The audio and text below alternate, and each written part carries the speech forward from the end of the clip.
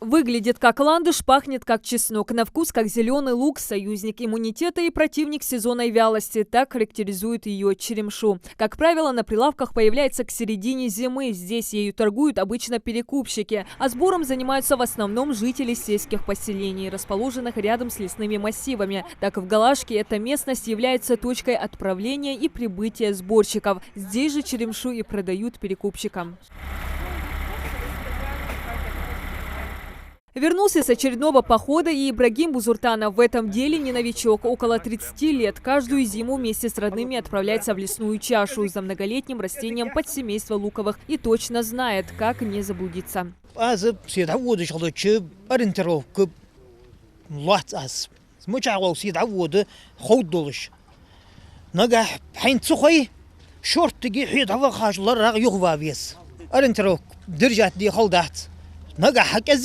كذك بامت حقولي وقري بكاسون قاچا دات وقري تو قاچچ ودر ماركه هم دات كوغش ديك خلبيس ود. За черемшой, как правило, отправляются группами от 3 и более человек. Выходят ранним утром, возвращаются к 16 часам вечера. Собирать черемшу не так просто, как кажется на первый взгляд. На самом деле это кропотливый и трудоемкий процесс. Все делается вручную. Каждый стебелек срезается ножиком так, чтобы не повредить и сохранить в земле корешки. Благодаря этому на этом же месте в следующем году можно будет собрать еще раз урожай. Одеться, конечно, стоит поудобнее, чем я.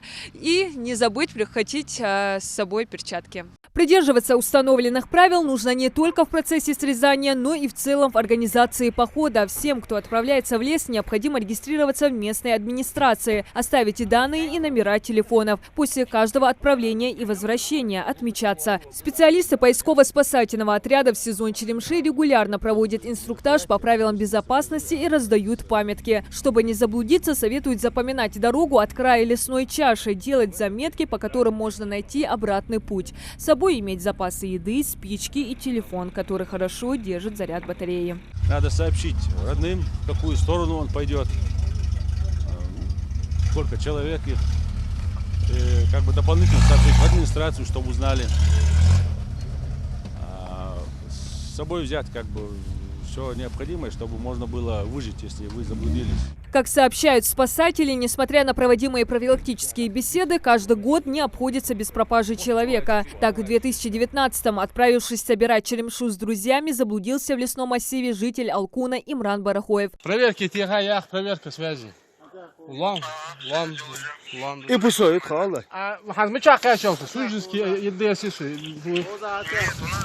Около 50 спасателей МЧС, местные жители, родственники и 6 единиц техники искали 17-летнего парня. На второй день его нашли с незначительным обморожением и в шоковом состоянии. В таком благополучном исходе немалую роль сыграла высокая подготовленность специалистов МЧС. В отряде спасателей предприняты все меры, чтобы найти и вернуть потерявшихся домой. Они профессионально обучены, снабжены всей необходимой экипировкой. Сигнальные ракетницы, навигаторы, спутниковые телефоны, квадроциклы, снегоходы и даже сани. Дежурная смена в силу постоянной готовности, в первую очередь, у них время реагирования до 5 минут, они реагируют, проводят разведку на месте, собирают информацию и при необходимости руководство отряда принимает решение на приведение отряда в готовность в полном составе. То есть по наращиванию силы средств. Если там спецработа затягивается, соответственно, мы собираем весь личный состав и организовываем посменную работу и дальше уже проводим поиск. Сезон сбора черемши – это не только возможность заработать и вкусно поесть, но и поддержать здоровье. Полезные свойства признаны не только традиционной, но и народной медициной. В ней содержится белок, фруктоза, минеральные соли, фитонциды. Также аллицин, который обладает противомикробным воздействием, конферол, который способствует расширению сосудов, и большое количество аскорбиновой кислоты. Так, 100 грамм свежей черемши – это 100% дневной дозы витамина С. Покупаю черемшу постоянно, потому что полезнее, говорят, не знаю, для детей. Сейчас все гриппуют, чем лекарства покупать.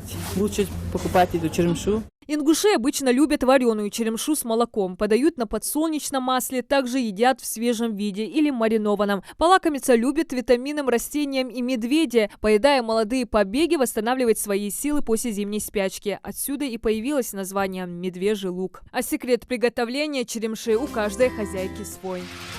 Мы добавляем соль,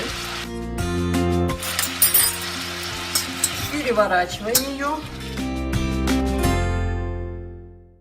и заливаем молоко. Наши предки советовали есть черемшу трижды до наступления весны. Она не только панацея от простудных заболеваний, но и препятствует накоплению холестерина в крови, стимулирует сердечную деятельность, снижает кровяное давление и способствует нормализации обмена веществ. Ну а сборщикам придерживаться правил безопасности и не подвергать себя риску. Диана Дударова, Магомед Дидигов, Новости 24.